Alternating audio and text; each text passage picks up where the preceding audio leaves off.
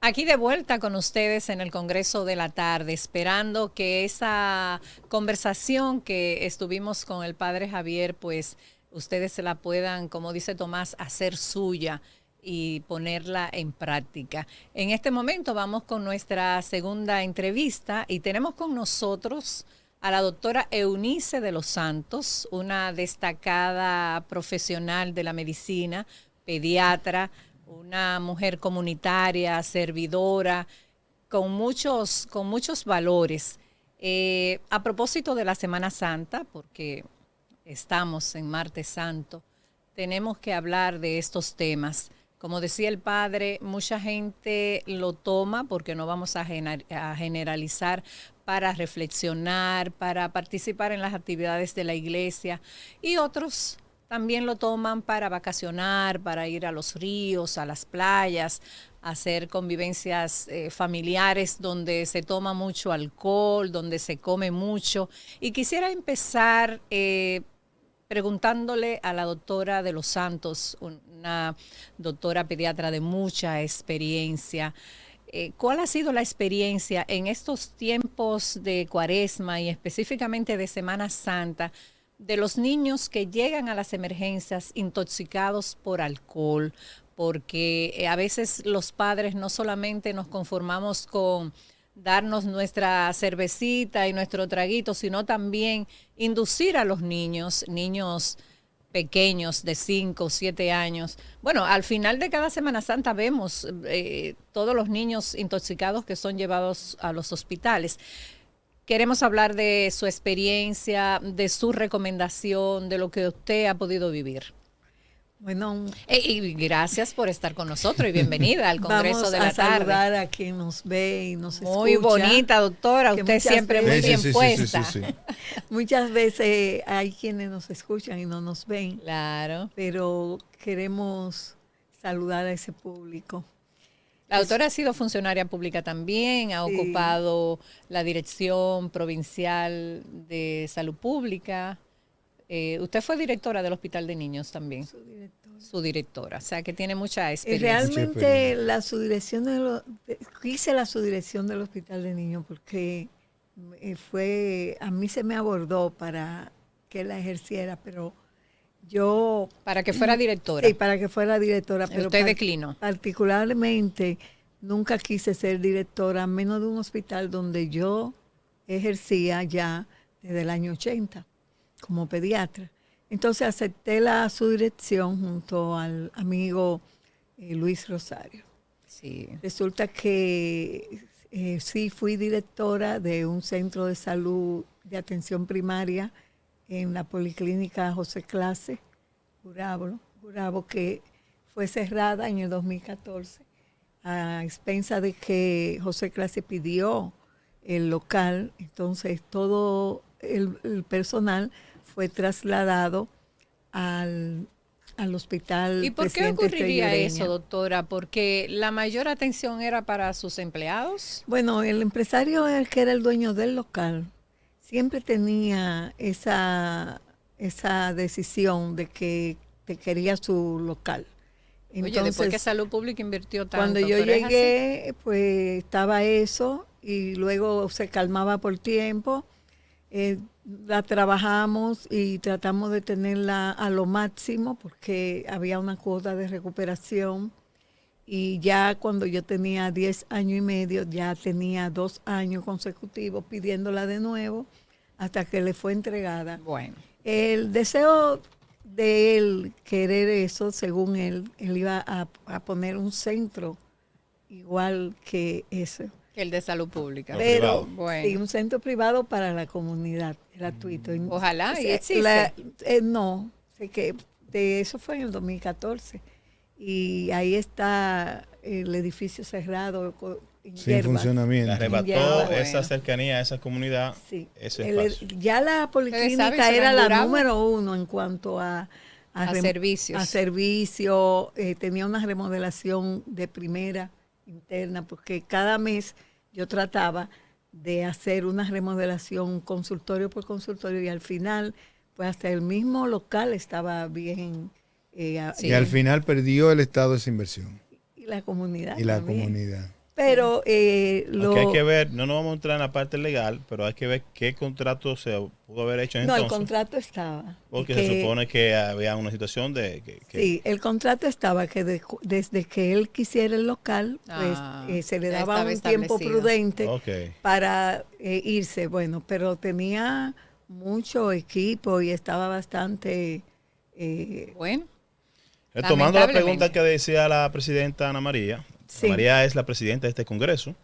Y nosotros entonces le volvemos a preguntar, esa parte de los niños que en este proceso de Semana Santa, donde los padres se van de vacaciones y como andan todos pensando en el disfrute, en ocasiones se distraen. Sí. Hay niños que pudiesen verse intoxicados por el consumo de alcohol. Bueno, yo no sé ahora mismo cómo estará las emergencias, porque yo tengo fuera de emergencia hospitalaria un espacio del año 2014. Pero vamos a hablar de su experiencia. Pero sí puedo hablar de que... Y de las recomendaciones que le podemos dar. En tiempos que yo ejercía, incluso yo fui hasta jefa de enseñanza y llegaba la emergencia de manera hasta tarde de la noche, de madrugada. Yo trataba de llegar más en estos tiempos. Se llegaban niños menores de, yo diría que de 8 años. Wow. Pero mientras más pequeño el niño, llegaban intoxicados por alcohol. Muchas madres que se quedaban en la casa bebiendo y el niño de su cuenta, entonces tomaban alcohol, incluso llegaban fallecidos. ¿Y cuál era la explicación a ustedes que recibían los casos de los tutores de esos niños? El niño llegaba desmayado totalmente, casi en paro, de llevarlo a cuidado intensivo. No, pero los padres, no me di cuenta, tomó el vaso y... generalmente venía, no eran los padres que lo llevaban, generalmente era otra persona. Un vecino, un tío. Porque el padre estaba tan alcoholizado como el niño. Porque una de las cosas que más hincapié hacíamos en esos tiempos era en que los padres se preocuparan por los niños y en las playas, en los ríos, mucho niños ahogamiento. Ahogamiento. Era bastante... Mucha gente se pregunta, doctora, ¿cuál es el procedimiento después que eso ocurre? Bueno, cuando... Después de la intoxicación por alcohol. Exactamente, o después que de la muerte del niño. Eso se reporta. Eso se reporta al Ministerio... de Salud Pública. A CONANI. Al Consejo Nacional de la Niñez. Eso se reporta y muchas veces el niño no se le entregaba por un tiempo, luego que eso llegaba al juzgado de niños y adolescentes. Entonces todo eso era analizado hasta que se le entregara, o si no se le iba a entregar, se quedaba en manos de... Pero había un régimen de consecuencia, aparte de esta... Sí, había régimen de consecuencia, de cárcel y de llevarse a la justicia a los padres como los responsables y así por el estilo. ¿Algún caso que usted recuerde en específico, que usted diga, bueno, aquí, mira, por ejemplo, pasó esto y el padre recibió esta condena? Realmente no le dábamos seguimiento, okay. No, porque luego que uno sí, por ejemplo, los niños que llegaban intoxicados por alcohol o por sustancia extraña, una comida, porque a veces se descuidaban con los venenos que se usan para los ratones. O una hartura de habichuela con dulce. Podía intoxicarse con unos órganos alimentarios. Sí, órganos fosforados. Como el médico se daba cuenta por la clínica, que mucha espuma, el niño con pérdida de conocimiento, y se llevaban a intensivo. Pero nos preocupaba mucho también los niños que podrían, llegaban niños hasta con el electrocutado, porque no cuidaban de los tomacorrientes, y eso era parte de pero el descuido. Pero volviendo, doctora, al alcohol, que es lo que más me interesa dejar en la mente de todos los que nos están mirando y nos están escuchando en este momento, porque estamos en Semana Santa y como decíamos al principio, son cosas que se dan. ¿Cuáles son los daños que le puede ocurrir a un niño menor de edad esta intoxicación por alcohol? Sí, por igual. Si el niño no fallece. ¿Qué grado de alcohol es que llega el niño también a intoxicarlo? Porque un adulto que tiene no una toma, tolerancia tiene una mayor. tolerancia y aún así rechaza quizá el alcohol, pero un niño que nunca ha tomado también debe tener algún tipo de rechazo. Bueno, yo en ese aspecto del grado de alcohol no le puedo decir porque O sea, no del grado como tal, sino del consumo, la ingesta. ¿Qué cantidad? Un vaso de cerveza, por ejemplo. Se supone que no, mucho más. Cuando tú vienes ahí un niño descuidado está tomando casi igual que el adulto. ¿Cómo va a ser? Sí, porque O sea, que el niño le gustó y siguió tomando. Depende si es un niño que depende de la fortaleza, de la fortaleza física del niño. Pero si ese niño también está en ayuna, pues se va a intoxicar más rápido que cualquier niño que ya haya desayunado. No, y si tiene algunos padres desaprensivos, míralo, se está fumando, ya se está cayendo. Señores, pero esos niños quedan con daño cerebral. No todo el mundo puede tener hijos, definitivamente. El niño que sale de una situación así va a quedar, generalmente quedan con daño severo cerebral, porque son las neuronas. Los niños son sensibles a sufrir daño a muchísimas cosas fácilmente. Por ejemplo, la misma calefacción en el cerebro del niño o de la niña cuando se le seca a blower, ahí se pierden neuronas, muchas. Entonces se van dañando, porque las neuronas en los niños son más plásticas, más sensibles. Y más sensibles. Entonces el alcohol puede dañar las neuronas. ¿Qué otros órganos? El hígado, los riñones. Son lo más. Y dice usted que puede quedar en estado vegetal por una intoxicación. Bueno, no tanto vegetal, puede ir disminuyendo su capacidad intelectual. Su aprendizaje, su crecimiento. Exactamente. Doctora, ¿ese consumo de alcohol y de cigarrillo durante el embarazo se refleja como en el niño cuando también viene a la vida? El niño, cuando la madre consume mucho alcohol o fuma, pues principalmente el alcohol se le refleja al niño, igualmente que las drogas. Las drogas ¿Pero narcóticas. qué daño le puede hacer? Daño cerebral. También. Son niños, no se puede decir, por ejemplo, van a ser vegetal, porque todo eso es un proceso. O sea, según el niño nace y si es evaluado por el pediatra, puede ser con un niño que de una madre alcohólica no sea un vegetal, ni sea un niño con daño cerebral. Pero en su mayor parte el riesgo está, sí. Incluso también el tabaco tiene mucho que ver con la insuficiencia respiratoria en el niño. Si cada vez que una madre embarazada inhala, le resta circulación de oxígeno a su niño. Entonces, doctora, aunque va no al cerebro. Tiene nada que ver con la Semana Santa, pero estoy viendo muchos menores con el vapor. Muchos niños terrible. de 11, 12 años que con el vapor en los bolsillos, que es constante. Sí, está bien. Según he oído, porque ya lo que estoy es prácticamente oyendo a los pediatras en el chat hablando, son muchas las causas de llevarlo a intensivo y de quedar con mucho daño, tanto pulmonar como cerebral, este tipo de acción del uso de los vapers, porque es que ya hasta, ¿sabes? Que le ponen sustancias que también... Sí, uno ni sabe qué es lo que le ponen, le adicionan de todo. Tomás le preguntaba, en el proceso mismo de los niños que cuando fuman y toman alcohol, y en este caso esas madres jóvenes que utilizan este tipo de dispositivo de vapor, sí. ¿Pudiese esto también ser causa de la gran cantidad de niños con autismo ahora? No, no tiene nada que ver con eso. No, el autismo tiene su... Porque hay personas que no tienen, o eso tiene que ser hereditario, no tienen herencia. Tiene su herencia, eso tiene su...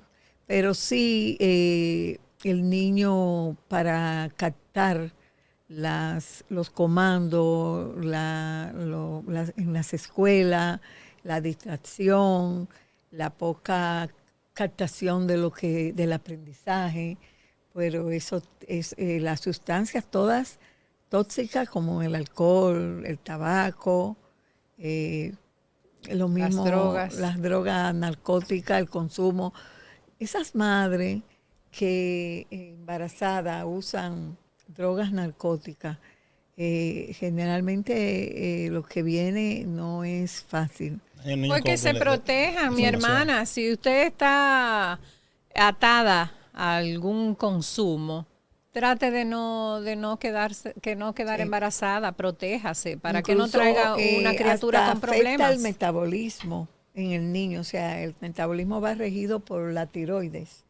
Y generalmente esos niños que le dicen se llama el cretinismo, le dicen cretino, tienen una lengua que la mantienen fuera, una facie grotesca, nacen así y nacen completamente que se nota perezoso, así como bobo, lento. sí, lento.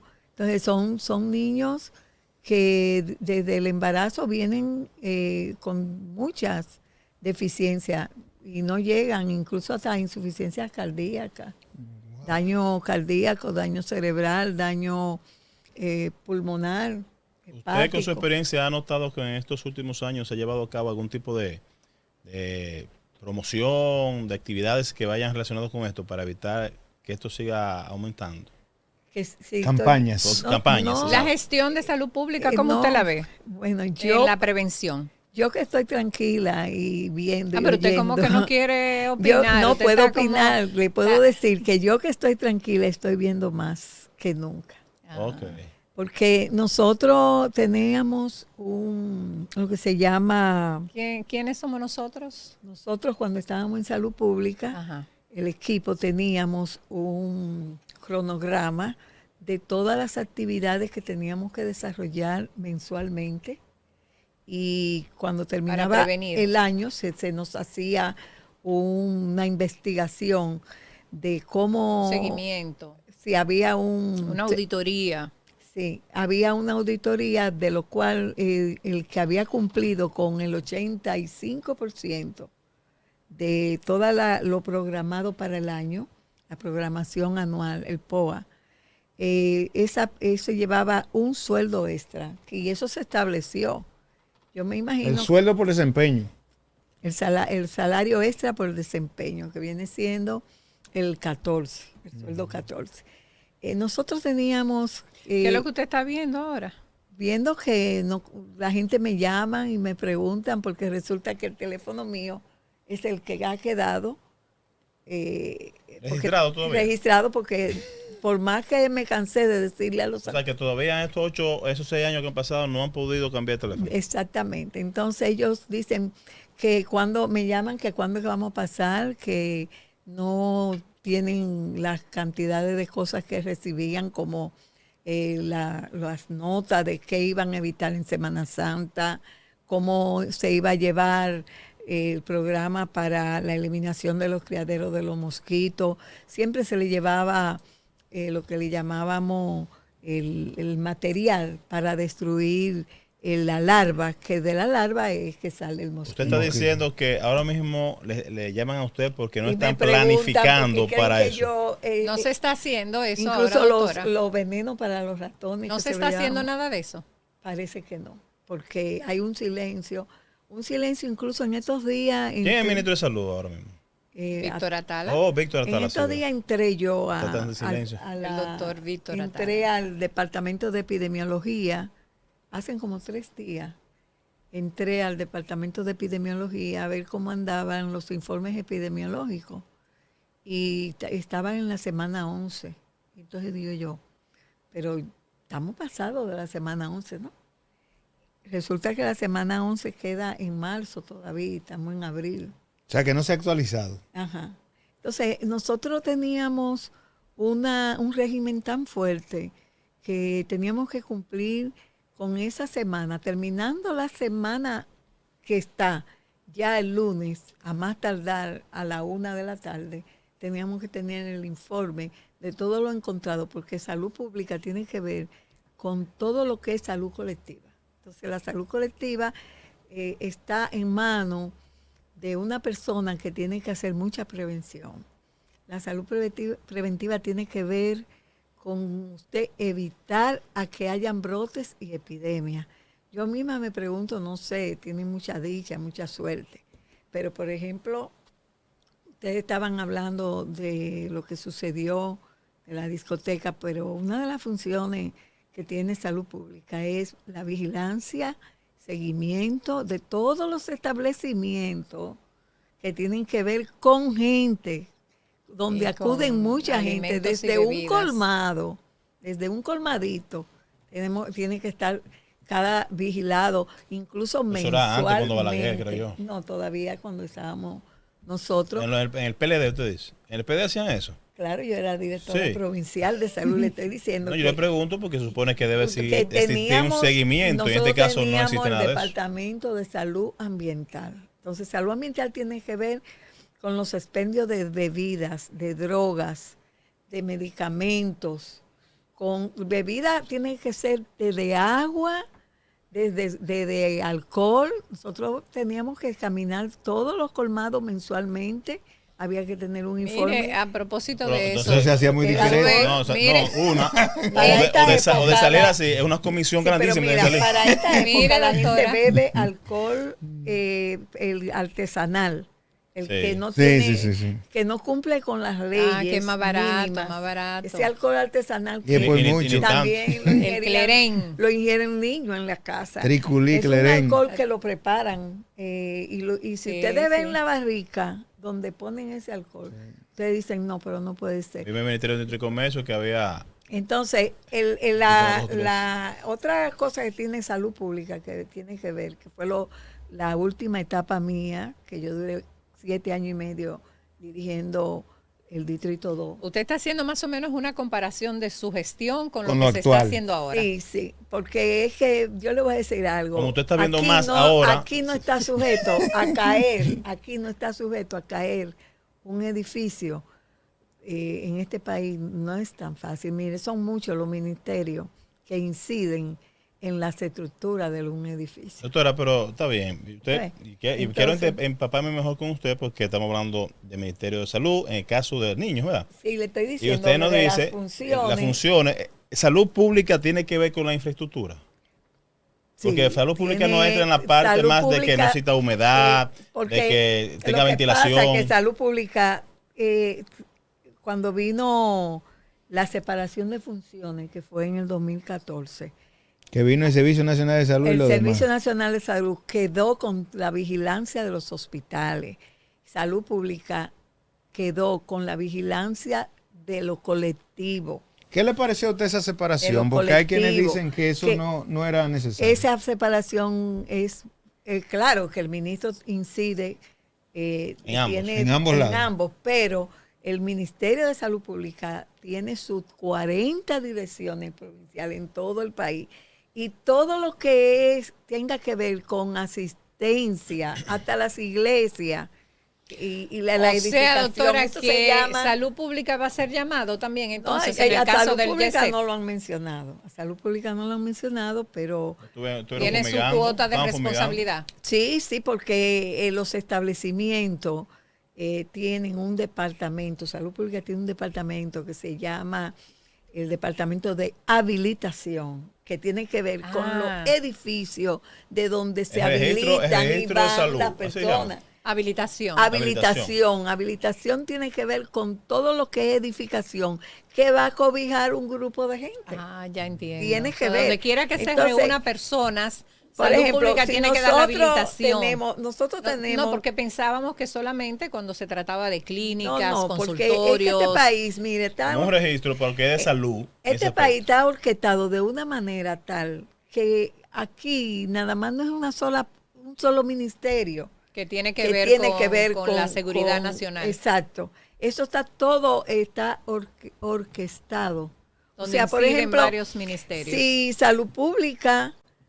la gente va a salud pública. Mira, allí están bebiendo alcohol y se están intoxicando. Y la música está inmediatamente también salud pública tiene que ver la estructura donde está esa gente cobijándose. Entonces también tenemos que llamar a ECOBA, también tenemos que llamar a el medio ambiente, por ejemplo, los cementerios. 911. Vamos a suponer los cementerios. Usted dirá, pero ahí no hay que vigilar nada.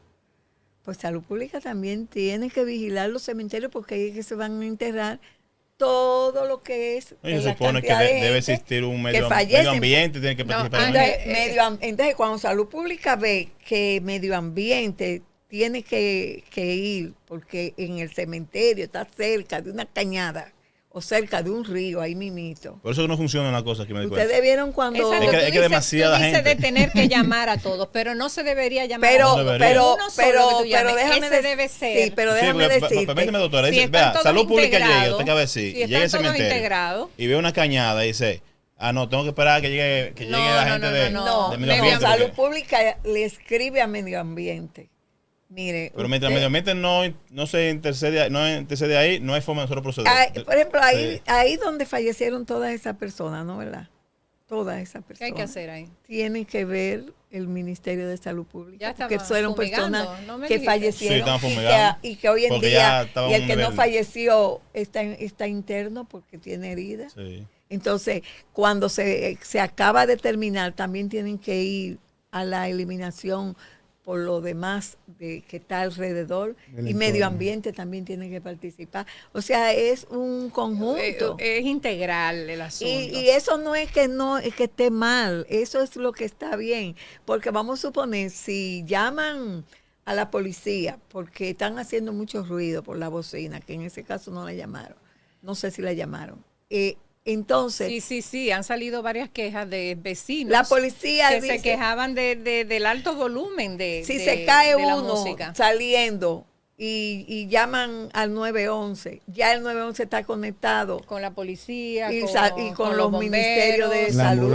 Pero la policía que acompaña al 911 no es la policía que tiene que ver con que están consumo de alcohol. No es que tiene que ver con la bocina. Lo que pasa es que las cosas se van derivando y yo digo que cuando Salud Pública, por ejemplo, ve que están produciendo el alcohol, que eso es lo que interesa más para esta fecha y estas celebraciones, que el alcohol está siendo alterado de ese alcohol artesanal que no cumple casi con ninguna de las funciones mínimas, ni siquiera registrados están. Entonces, Salud Pública tiene que caminar por los establecimientos.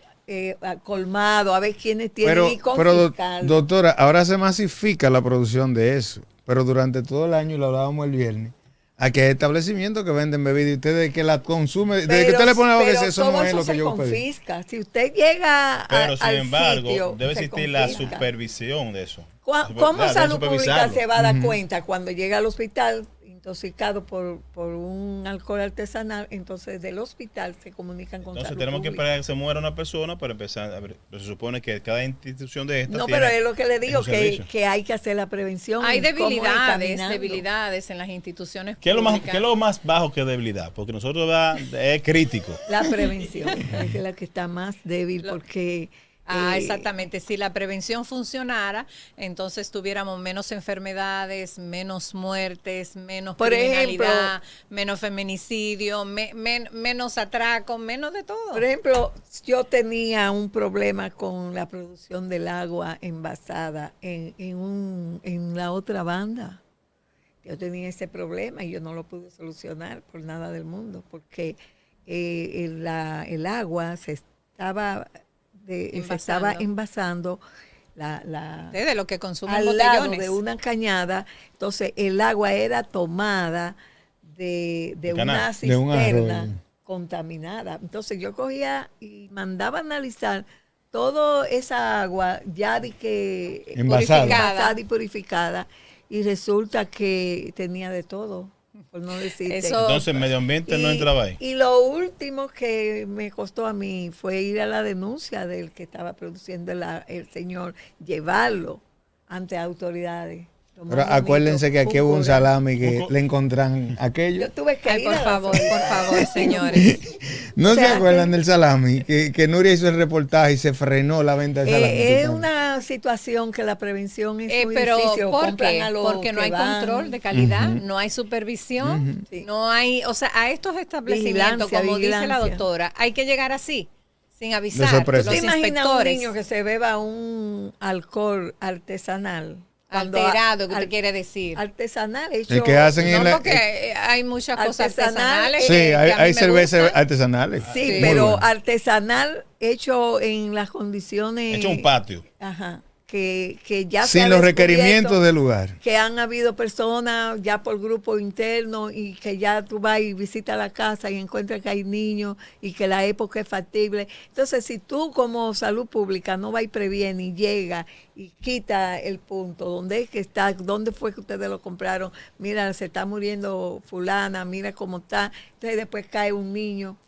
O sea que particularmente es vigilancia, Ahora, es un país seguimiento. divino, porque es un país que se adapta a cualquier tipo Muy de cosas. dichoso. Porque tomando en cuenta esa botellita de agua, tomando en cuenta esos alcoholes alterados, y resistimos eso, oye, pero somos Mira, hechos... no por hablar que nosotros lo estábamos haciendo bien, pero nosotros teníamos todos los equipos, eran personas que tenían de 15 y 20 años, técnicos, que ya sabían lo que tenían que hacer.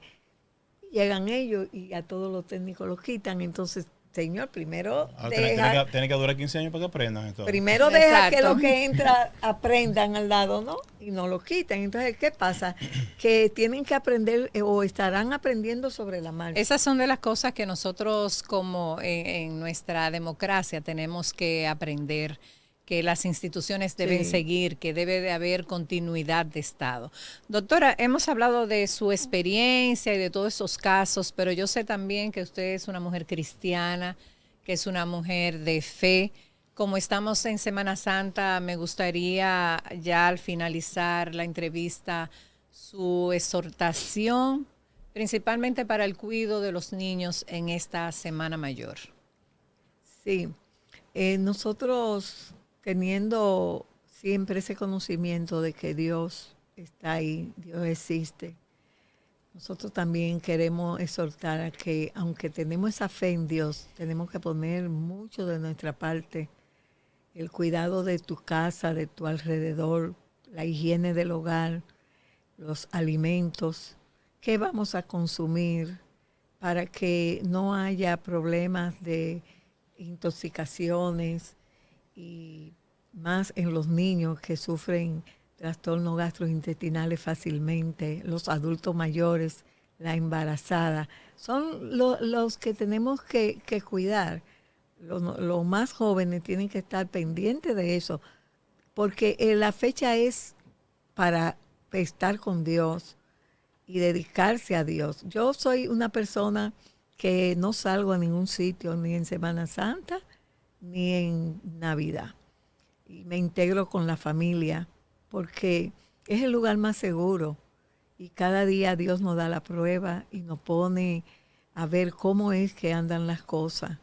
Que nosotros no podemos quererlo hacer todo en una semana, cuando el año entero lo tienes para estrenarte tus zapatos, para beber. Hay tiempo para todo. Pero vamos a dedicarle a esos niños que ya están libres de escuela, vamos a dedicarle a hacerle sus actividades caseras. Cuida tu entorno, cuida tu hogar, cuida tu familia, dedícate a ti y tus hijos, que nada te va a pasar. Solo Dios está en esta semana y así yo exhorto que en Navidad es lo mismo. Tenemos que celebrar el nacimiento también de Dios y de nuestro Señor Jesucristo. Yo soy tengo, ¿cómo le digo? Yo tengo ese temor de Dios, que es que se está perdiendo demasiado.